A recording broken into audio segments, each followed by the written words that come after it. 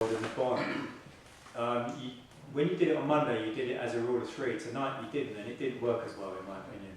I think the rule of three works well, especially because that was a good, really well constructed joke. But today it fell a bit flat because you did it as a 2 and it didn't work as well. Okay. And then when you do the conceive, believe, achieve, the thing that came to my mind, that's the opposite of ABC. You can maybe fit that in there. Kesh? So I just realising what you So we're learning, Joe. For me, the only thing that I would change is I didn't like the throwing down of the books.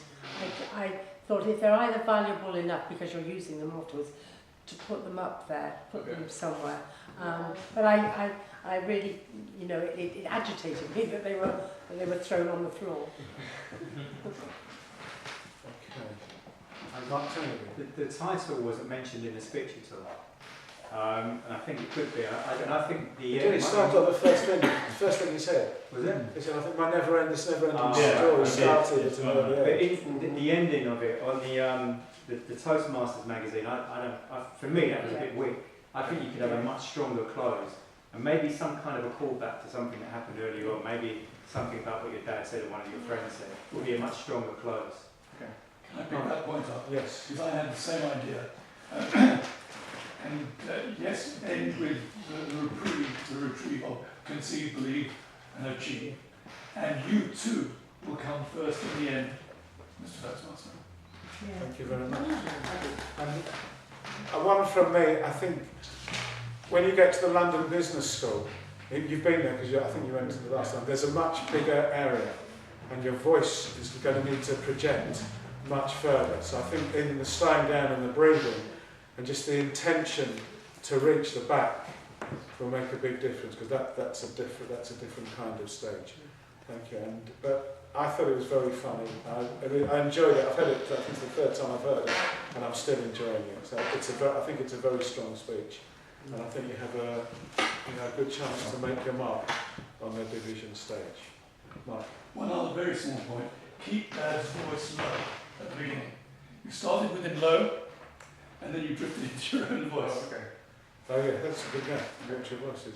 So I think, good luck on Saturday, Rick, and thank you. And Angela, if you get to speak, good luck too. Could I like to ask now the timekeeper to come up and give a report? If you could tell us how long the speeches were supposed to be, or what these speeches were, and what they actually were. And then if you look, you should have, can you pass me the voting?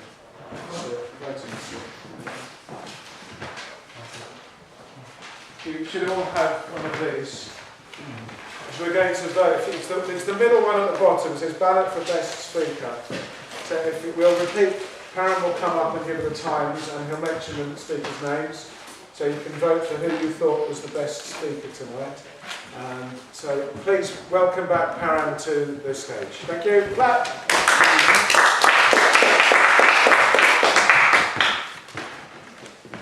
First speaker, Angela Lansbury. Speech title, Always Wear the Right Shoes. Limit was 5 to 7 minutes. She took 7 minutes, 8 seconds.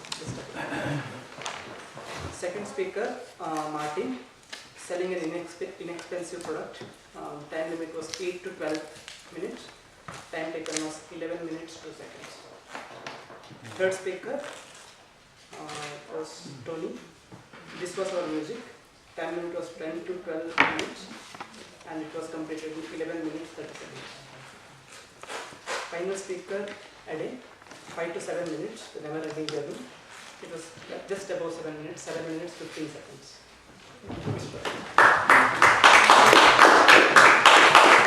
Again, for the benefit of our visitors, in contest conditions, if the speech is 5 to 7 minutes, most contest speeches are 5 to 7 minutes.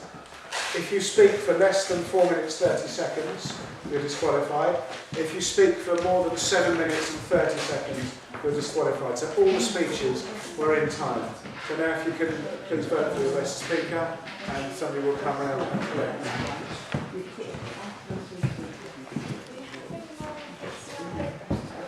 To vote, yes. Just go on.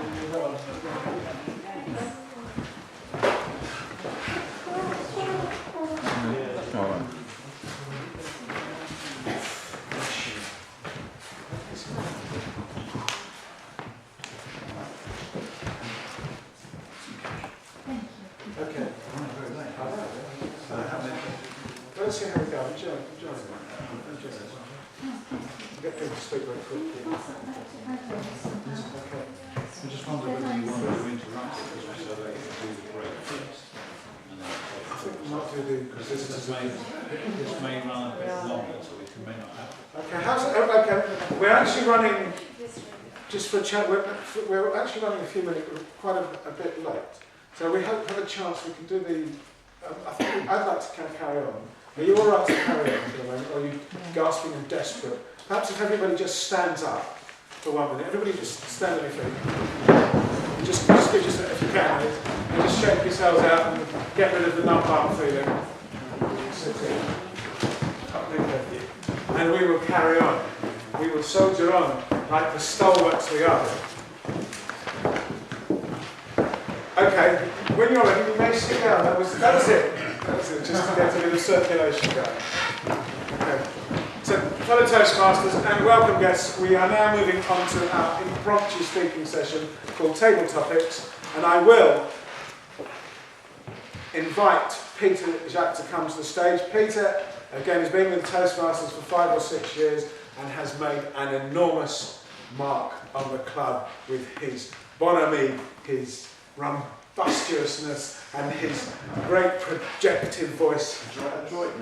I've said it, I don't want to keep labouring. So please, will you welcome in a bigly fashion, Peter Jacques.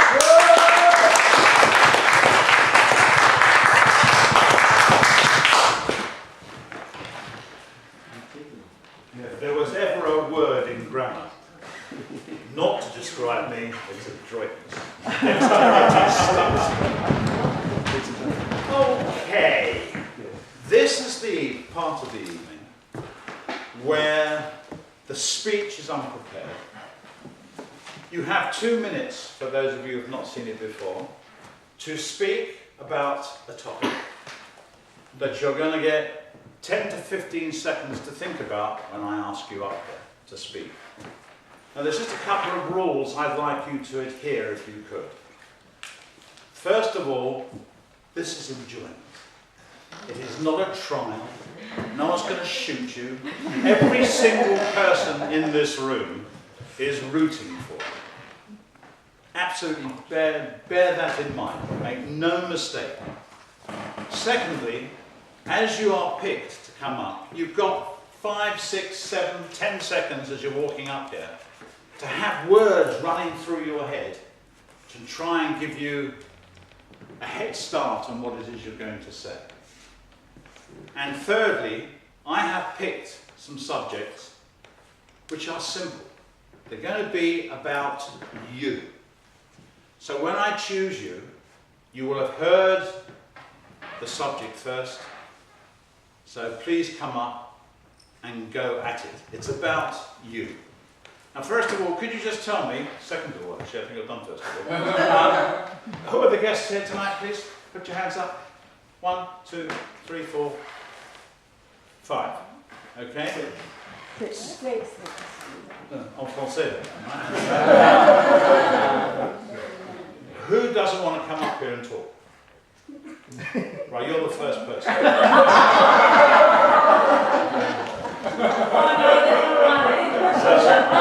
Now listen to the first subject, guys, please. Remember, relax, breathe, pause, enjoy. Make that sound like a threat. Or else. What was the happiest time of your life? It's an easy question. And I'm going to ask. What's your name, sorry? Kesh. Oh. The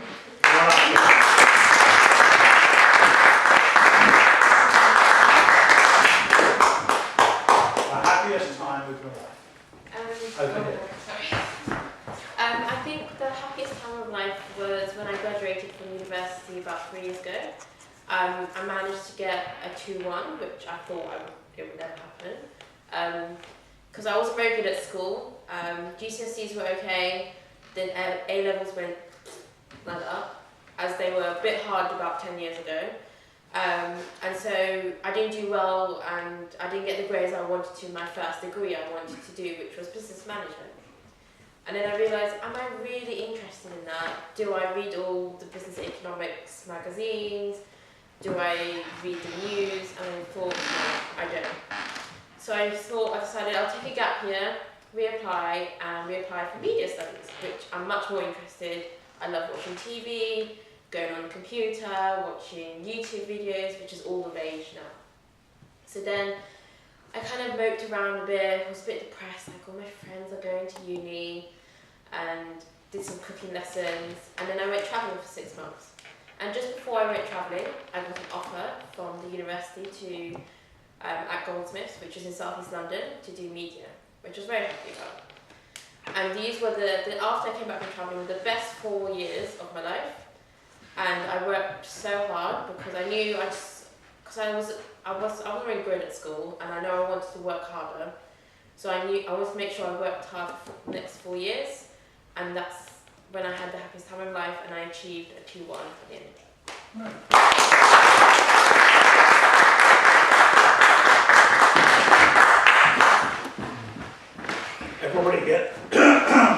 Everybody gets to speak for a minimum of 1 minute and for a maximum of 2 minutes. Please keep your eye, or out of the corner of your eye, the lights that go on there. So green on 1, amber on 1.5, red on 2. The next one, very easy, wasn't it? There was nothing difficult about that. So, what was the most challenging time of your life, Angie? No, Angie. You. You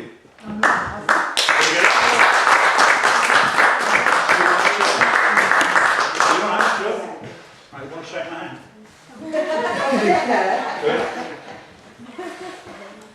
Most challenging time of my life, I think, was in 1974, or no, about 1973, when my father threw my real mother's address at me and said I was adopted, but they said if you wanted to go and find your mother, here is the address. That was really hard because I didn't know what to do. Part of me didn't want to lose the opportunity, and I thought that was a really difficult decision to make. So I went to my local church, spoke to my minister.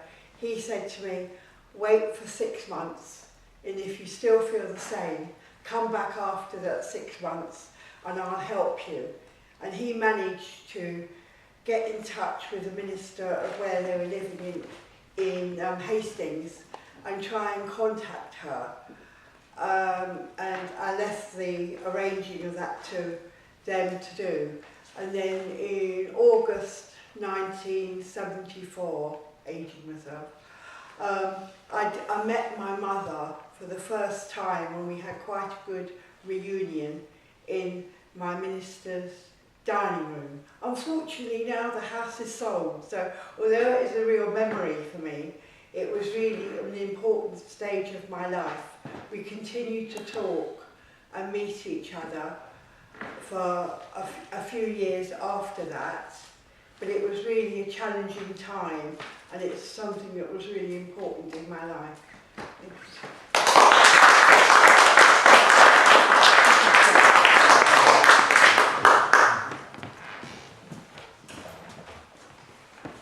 I thought you were going to say it was when you learned to walk again. What was the most adventurous time of your life? Think about it. What was your name, sir? Herve. Come on up.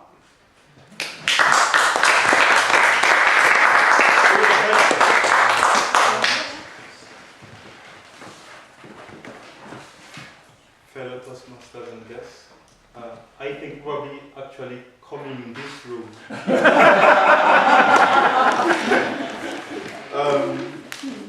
I think we standing here looking as good. I hope I'm looking good. As I do, I've been in a long journey in public speaking or speaking in English, coming from a French background.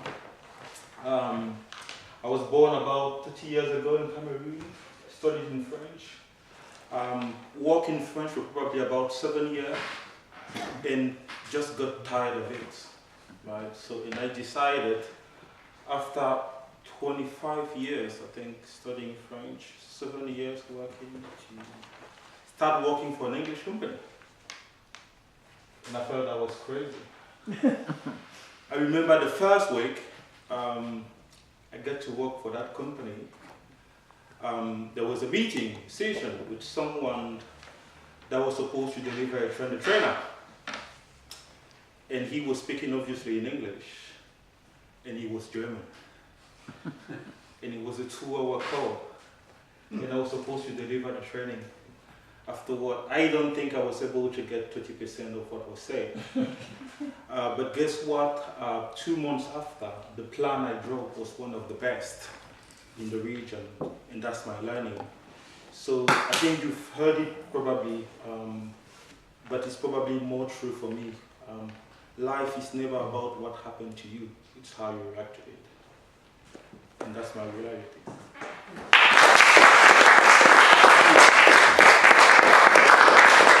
Vous parlez français, oui? Je parle français, oui. Dis quelque chose maintenant en français pour la madame là. Je suis content de te rencontrer. Encore. Et j'espère que Bienvenue. Bienvenue.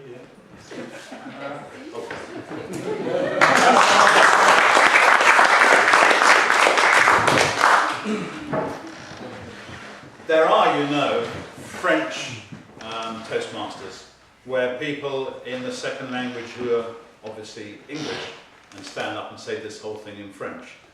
I don't think I could do that. But anyway, what was the, thank you, Herve. What was the most satisfying time of your life? Madame? You must know about satisfaction.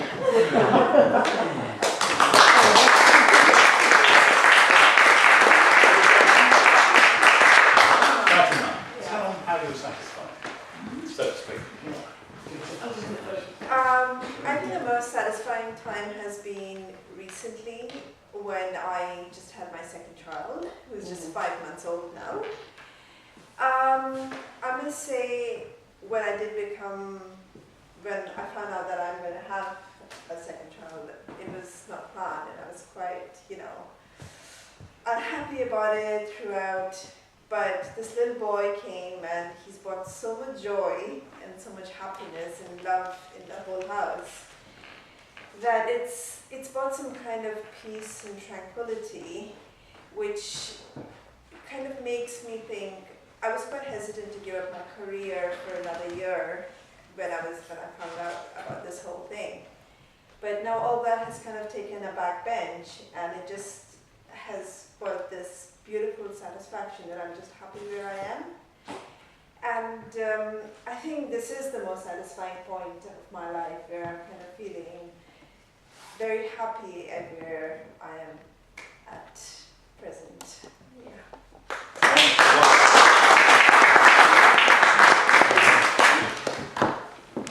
It is very challenging, and even the most challenged can come up here and speak, particularly when it's something about you.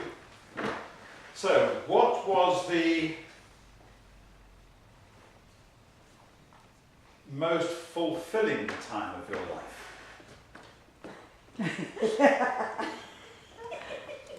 Your turn. Me.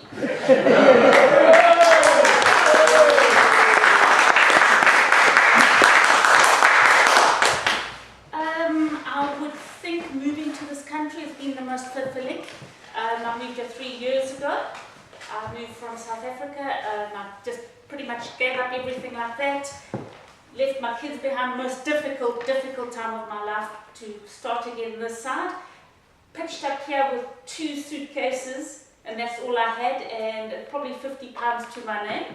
And that's kind of how I started 3 years ago, and yes, that has been the most fulfilling part of my life. Coming here with nothing, leaving my family behind and starting a whole new, brand new chapter this side. That has been the most fulfilling. Thank you.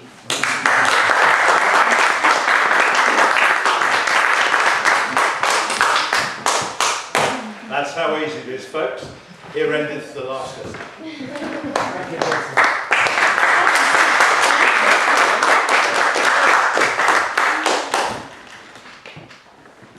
In a moment we're going to vote for who we thought was the best table topic speaker, but please could I ask Param, Mr Timekeeper, if you'd like to come back to the stage and give us a timer's report. Congratulations to everybody that spoke.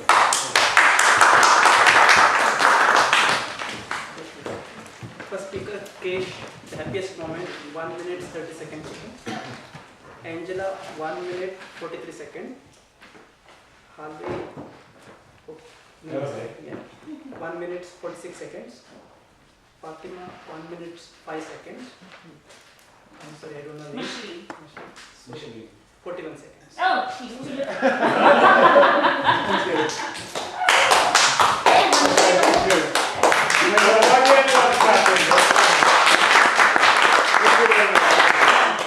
Not too much. Can we repeat, Peter, would you mind just repeating the names?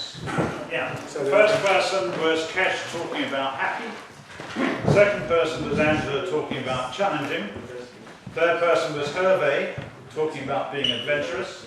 Fourth person was Fatima being satisfied. And the fifth person was Michelin, fulfilling. Thank you. This is the topics. It's topics.